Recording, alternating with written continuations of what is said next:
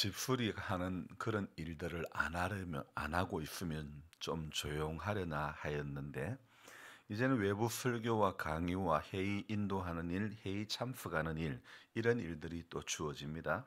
오늘은 봉화군 기독교 연합회 일로 봉화 군수와의 만남을 가지는데, 항상 일들이 주어지는 것이 감사합니다. 무슨 일이든지 주께 하듯 하고 사람에게 하듯 하지 말라고 했는데, 주님께 하듯 하면 그것이 전부 주님의 일이 되고, 사람에게 하듯 하고 세상에게 하듯 하면 그것은 전부 세상 일이 되고 마는 것입니다. 세상 일에 온통 제 생각이 빠지지 않고 하나님의 교회들과 마을과 교인분들에게 제 생활의 범주가 그 속에서 맴도는 것이 감사합니다. 며칠 전에는요, 이 황사가 많이 날라온 것인지 교회 마당에 세워둔 제 차와 아내의 차량이 흙먼지에 물방울이 떨어져 얼룩이 져버린 그런 모양으로 엉망이 되어버렸죠. 아내 차는 하얀색이라서 별로 잘 모르는데 제 차는 검은색이라 황사가 온 뒤 서리를 맞으면 금세 차는 똥차가 되고 마는 거죠. 그래서 차도요, 색깔에 따라 가지고 관리하는 정도의 차이가 아주 심한 것 같습니다. 사람도요, 어떤 성향이냐, 어떤 색깔이냐에 따라 가지고 우리 주님께서 일을 시키는 게 쉬울 수도 있고 어려울 수도 있을 것 같다, 이런 생각이 드는 것입니다. 여러분, 성경에 보면요, 무익한 종이라는 단어가 나옵니다. 지금 찾아봐도 모릅니다. 무익한 종이라는 단어가요, 두 번이 나오는데 마태복음의 달란트 비유에서 주님이 말씀하실 때에 무익한 종이라는 그런 단어가 한번 나오고, 누가복음에서 주님의 종이 된 사람의 마땅한 태도를 설명하면서 무익한 종이라는 그런 단어가 또 한 번 나옵니다. 그래서 달란트 비유에서 악하고 게으른 종이라고 이렇게 책망할 때에 무익한 종이다, 이렇게 이야기합니다. 다른 하나는 누가복음에서 주님의 뜻을 따라 최선을 다한 그 종이 자기의 무익함을 자책하면서 주님과 아뢰는 말이 바로 나는 무익한 종이다, 그렇게 이야기하죠. 종이라는 말을 이 헬라어로 둘로스라고 하는데요, 그냥 종은 둘로스라고 하는데 무익한 종이라 하면요, 무익한이라는 단어가 들어가는 아클레이오스라고 하는 정말 무가치한, 무익한, 아무 쓸데없는 그런 무용한 가치, 이런 어떤 이 둘로스라고 하는 헬라의 종의 이름 앞에 아클레이오스란 단어가 붙으면 아무 쓸데없는 종이라는 그런, 이 바로 마태복음에 나오는, 누가복음에 나오는 무가치한 종, 이런 의미가 되겠죠. 여러분, 우리가 주님의 나라에 무가치한 종이 되지 않았으면 무가치한 사람이 되지 않아야 될 줄로 믿습니다. 마태복음의 이 달란트에 나오는 비유에서, 달란트 비유에서 무익한 종은 누굽니까? 5달란트 받은 사람입니까? 2달란트 받은 사람입니까? 1달란트 받은 사람입니까? 1달란트. 그럼 1달란트 받은 사람은 왜 무익한 종입니까? 땅에다 묻었다. 예. 땅에 묻으면 무익한 종입니까? 성경의 본문은 땅에 묻었기 때문에 무익한 종이라고 말하고 있습니까? 아니면 그 달란트를 누가 줬습니까? 주인이 어디 갈 때, 멀리 타국에 갈 때 어떤 사람에게는 5개, 어떤 사람에게는 2개, 어떤 사람에게 1개를 줬습니다. 자, 그런데 5개 받은 사람, 2개 받은 사람은 주인의 뜻에 따라 장사를 해서 일을 남겼던 거죠. 그런데 1달란트 받은 사람은, 권사님 땅에 파묻었다 했는데, 땅에 파묻었다는 것은 주인의 뜻입니까, 뜻이 아닙니까? 주인이 맡긴 겁니까, 그냥 준 겁니까? 맡긴 겁니다. 그죠? 맡긴 건데, 이 맡긴 것은 주인의 뜻을 따라 사용을 해야 되는 거예요.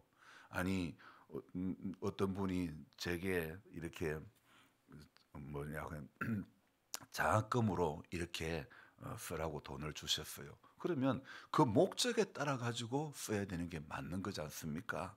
주인이 맡길 때는 맡기신 목적이 있는 거예요. 그런데 1달란트 받은 사람에게 주님이 무익한 종이라고 했던 이유는 땅에 묻었기 때문에 단지 너는 무익한 종이라 그렇게 말씀한 게 아니고요. 주인의 뜻에 따라 하지 않았기 때문에 무익한 종이다. 그렇게 이야기를 하는 것이죠. 재능대로 받은 양은 다르지만은 그것을 가지고 장사를 한 사람이 있었고 그것을 땅에 그대로 묻은 사람이 있는데 다섯을 가지고 다섯을 남기고 둘을 가지고 둘을 남겼는데 문제는요 하나 받은 사람이라는 거죠. 앞에 두 사람은 주인 뜻대로 했고 한 달란트 받은 사람은 주인의 뜻과는 상관없이 땅에다가 주인의 돈을 감추어뒀죠.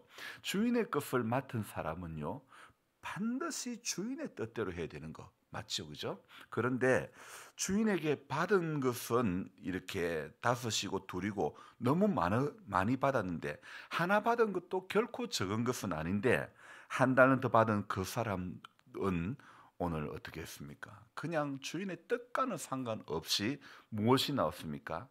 자기의 뜻이 나왔습니다. 여러분 우리가 신앙생활하면서 자기의 뜻이 나올 때가 참 많은 거예요. 한 달란트 받은 오늘 이 무익한 종이라는 이 표현 한 달란트 받은 그 사람도 해당되지만은 오늘 어쩌면 대부분의 신앙인들이 한 달란트 받은 자의 모습으로 신앙생활할 때가 너무 많다는 거죠. 주인에게 받은 건 많은데요. 우리는 이 비유에서 무익한 종은 한 달란트 받은 사람을 지칭하는 말이지만은 우리가 알아야 될 것은 자기의 생각대로 살아가는 모든 사람은 다 어떤 종? 무익한 종이 된다는 것이죠.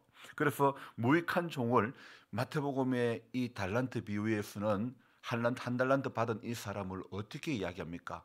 바깥 어두운데 내어 쫓겨나 슬피 이를 갈며 이렇게 그렇게 된다고 이야기하고 있지 않습니까? 또 누가복음에서 이렇게 말하는 무익한 종은요, 밭을 갈고 양을 치고 자기에게 맡겨진 일을 다 준행하고 주인의 먹을 것을 예비하고 주가 이 주인이 먹고 마시는 동안에 띠를 띠고 수종을 든 후에 먹고 마시는 사람이 누가복음에 말하는 무익한 종인데요.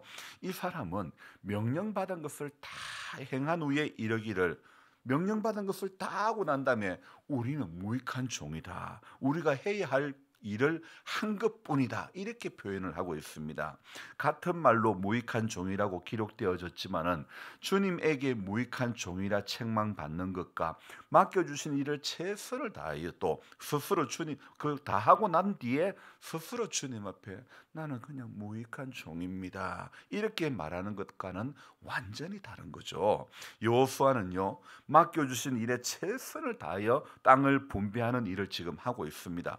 근데 오늘 18장 1절에서 1절을 읽어보면 당시의 상황이 어떤지를 이렇게 묘사를 하고 있죠. 온 회중이 실로에 모여서 뭐 했습니까? 거기에 회막을 세우고 그 땅은 그들 앞에서 돌아와 정복되었더라. 그 땅이 정복되었더라. 이렇게 이야기하고 있습니다. 자, 그런데 오늘 1절의 상황은 정복되었더라 이야기하고 있지만은 2절을 시작하면서 첫 단어가 무엇입니까? 그러나 오늘 그러나라는 말은요 문장과 문장을 이어주는 접속사에 해당되는 거죠. 어제 저 다음에 강사가요 세미나에 저 다음에 강사가 히브리적 사고와 설교라는 제목으로 대구의 팔달교회에 심호하시는 김진성 목사님이 오셔서 강의를 하셨는데요. 저도 한 타임을 들었는데 그분의 강의에서 말씀을 이렇게 하더라고요. 본문을 잡을 때에 접속사를 중심으로 본문을 잡아라. 그래 이야기를 하는 거예요. 그래서 오늘 2절이 뭐라고요? 2절에 그러나가 뭐라고요? 문장과 문장을 이어주는 접속사에 해당되는 거예요. 그래서 제가요 오늘 교육을 받은 대로 바로 또 본문을 잡을 때에 접속사를 중심으로 잡은 거죠. 교육의 효과는요, 여러분 써먹어야 되는 겁니다. 예배의 효과도요, 예배를 드리고 우리가 하나님의 사람으로 온전해지려면 예배를 드린 것에 만족하지 말고 예배를 드리고 나가서 삶의 자리가 중요한 것 아니겠습니까? 오늘 본문 2절에서 그러나라고 말하는 것은 1절과 반대되는 의미의 상황을 이야기하는 것입니다. 1절은 분명히 정복되었더라고 끝이 났었지만은 그러나 그 다음이 그러나라는 단어로 연결되어 있죠. 그러니까 1절 끝의 상황과 2절에서 말하는 상황은 차이가 있음을 알려주는 그런 접속사에 해당되는 거죠. 여호수아서에서의 여호수아 말이 안 되네 또 여호수아 이 성경에서요. 1장 2절에 일어나 건너가라고 시작하신 그 목적이 무엇입니까? 왜 일어나 건너가라고 왜 그랬을까요? 왜 가나안 땅으로 근산에 왜 들어가라 그랬어요? 그가 먹고 살기 좋으니까 정복해야 되니까. 자, 거기가 약속의 땅이잖아요. 약속의 땅. 약속의 땅이니까 정복해야 되는 거예요. 애굽에서 광야를 거쳐 마침내 도착한 그 땅은 비어 있는 주인도 없는 그런 젖과 꿀이 흐르는 땅이었죠. 주인이 다 있는 거예요. 여러분, 계곡도 산세도 경치 좋은 데는 전부 뭐가 있어요? 임자가 있는 거예요. 절이 있고 임자가 다 있는 거예요. 거기에 평상 펴놔놓고 다 장사하는 사람들이 다 있는 거예요. 이스라엘이 들어갈 그 땅은 주인이 있는 땅인데 하나님은 왜 거리로 들어가라고 그러셨을까요? 이스라엘이 들어가는 목적, 이스라엘이 정복하는 목적이 무엇입니까? 여호수아서의 목적이 무엇입니까? 이 2절은 그 땅으로 일어나 건너가야 할 목적이요 뚜렷하게 기록되어 있습니다. 왜요? 우리 2절을 읽어보면 어떤 단어 하나를 찾을 수 있습니까? 문장으로 봐야 되지만 그 중에서 문장을 시작하는 한 단어를 우리는 발견해야 됩니다. 분배. 그렇죠. 분배라는 거. 이 여호수아는요 다른 말로 하면 분배받는 성경입니다. 뭘 분배받아요? 땅을 분배받는 성경이 바로 여호수아라는 성경인 것입니다. 그래서 우리가 이 2절을 읽어보면 또 주목해야 할 단어가 또 하나가 있습니다. 그러나라는 접속사와 함께 지금 이 상태를 이야기하고 있는 단어 하나가 있습니다. 무엇입니까? 네, 7지파요? 그 앞에 아직도 여기 우리가 눈여겨봐야 될 단어가 아직도 정복되었더라고 했지만은 그러나 2절을 시작하면서 그러나 그리고 아직도 땅을 분배받지 못한 지파가 7지파가 있다 이 말이죠. 그러니까 우리는 이 2절에 나오는 그러나라고 하는 단어와 그리고 아직도라고 하는 단어 여기에 우리가 주목해야 될 필요가 있는 것입니다. 자, 제가 그러나와 아직도라는 말을 넣어서 한 문장을 만들어 볼게요. 저를 보세요.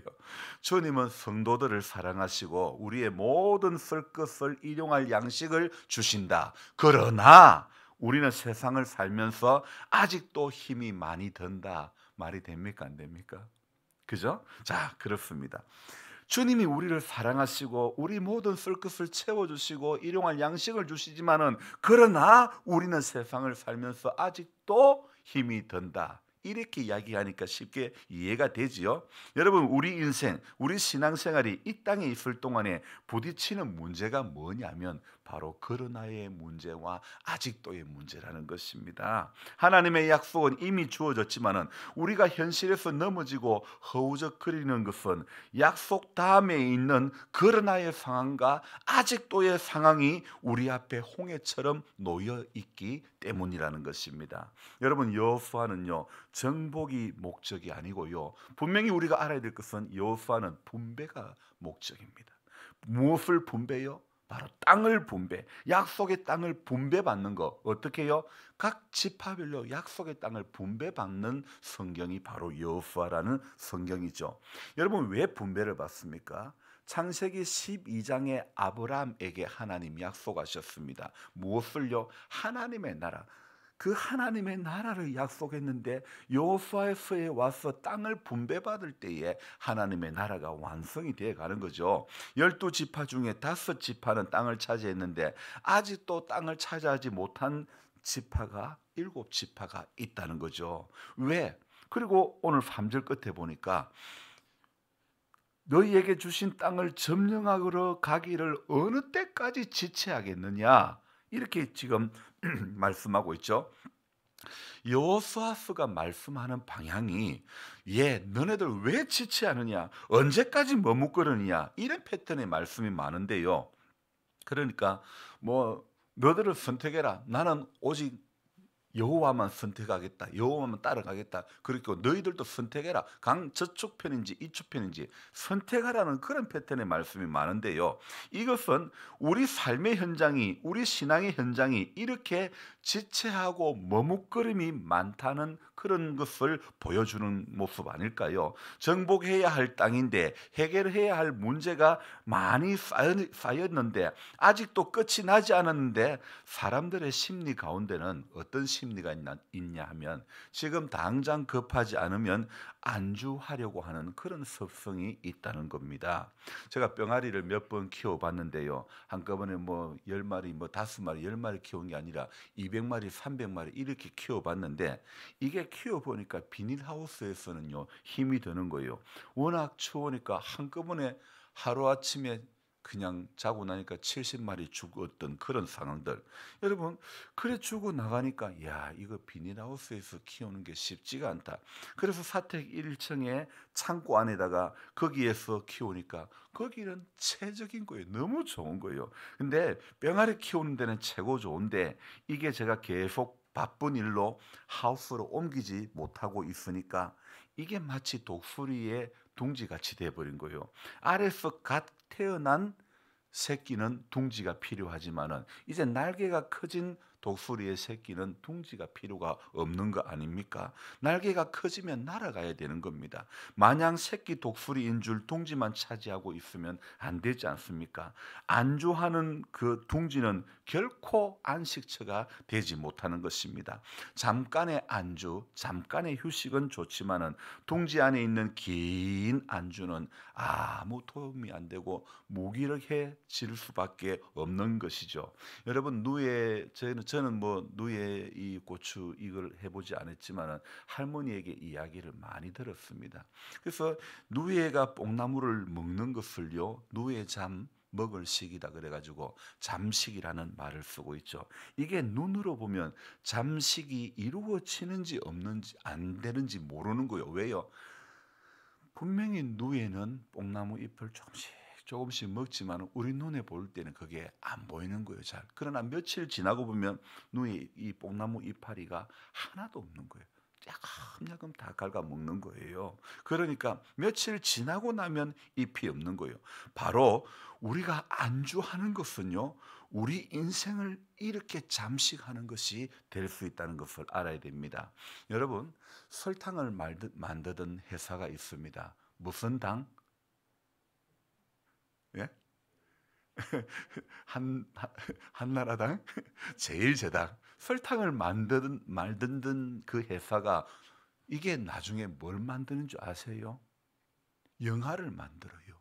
극장을 세워가지고 영화를 상영을 해요. 영화를 만들고 그게 뭐라고요? CJ. 그 영화관에 가면 영화 상영하기 전에 CJ 이러면서 막 광고가 나오는 거예요. 여러분 한번 생각해 봅시다. 설탕 만들던 회사가 왜 설탕은 안 만들고 영화관을 만들고 영화를 제작하고 이럽니까? 왜 그럽니까?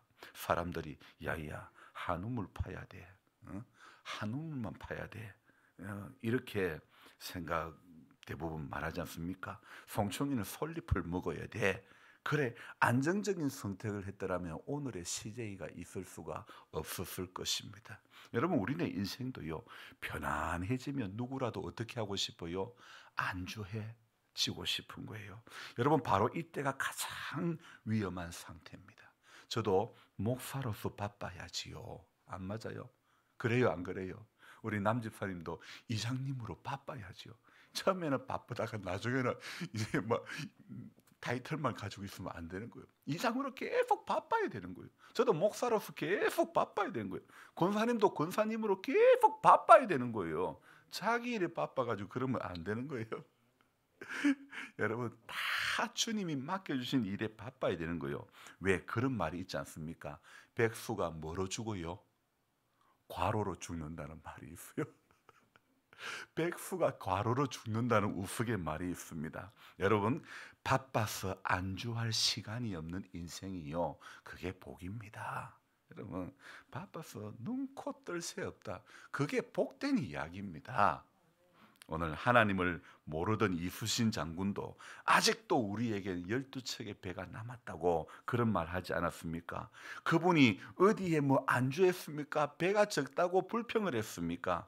여러분, 성도는요, 안주하는 태도를 버려야 됩니다. 부정적인 태도를 버려야 됩니다. 오늘도 올라가야 되는 것입니다. 독수리같이 올라가야 되는 겁니다. 둥지가 좋다고 마냥 어미새가 아버지 독수리가 주는 그 먹이만 모이만 그것만 갖다 주는 것만 먹으면 안 되는 것이죠.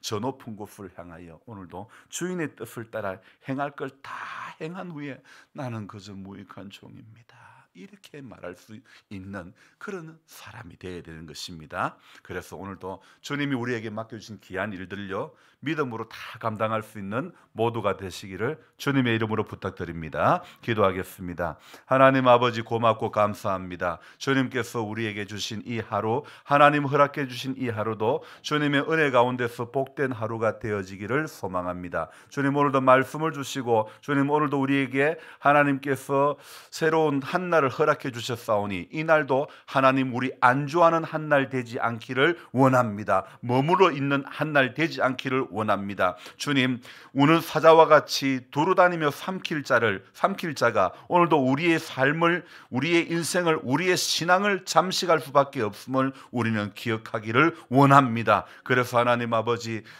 결코 무엇인가 이루었다고, 다 했다고, 끝이 났다고 생각하는 우리들이 되지 않기를 원합니다. 아직도 7지파가 땅을 분배받지 못했던 이 본문의 상황, 여호수아 18장의 상황을 보면서 주님, 우리가 살아가는 인생 가운데서도 그러나 아직도의 상황이 있는 것을 우리는 생각해 봅니다. 하나님 분명히 약속하셨지만은 우리는 우리의 상황은 그러나의 상황이 있고 아직도의 상황이 있다는 것을 생각해 볼 때에 주님, 우리 앞에 놓여 있는 그러나와 아직도의 상황 때문에 우리는 오늘 또 기도하는 인생이 되어지기를 원합니다. 그래서 하나님 아버지, 기도하면 하나님께서 기도할 힘을 더 주시고 기도할 제목들을 더 주시고 기도할 이유들을 더 주셔서 더 기도에 더 우리가 붙들리게 되지만은 기도를 놓으면 기도하지 않을 이유들만 자꾸 생겨나고 더 무기력해질 수밖에 없다는 것을 깨닫게 됩니다.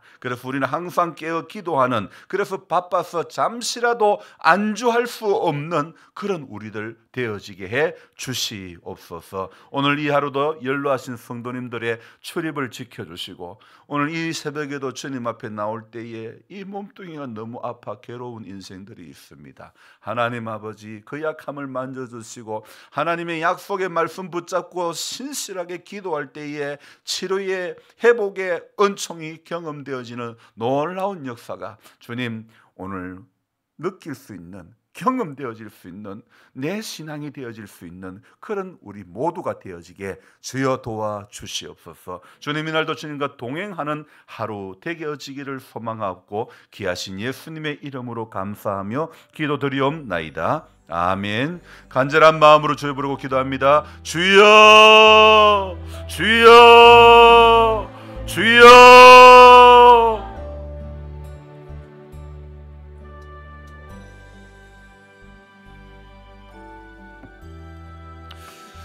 좋으신 하나님 아버지, 감사합니다.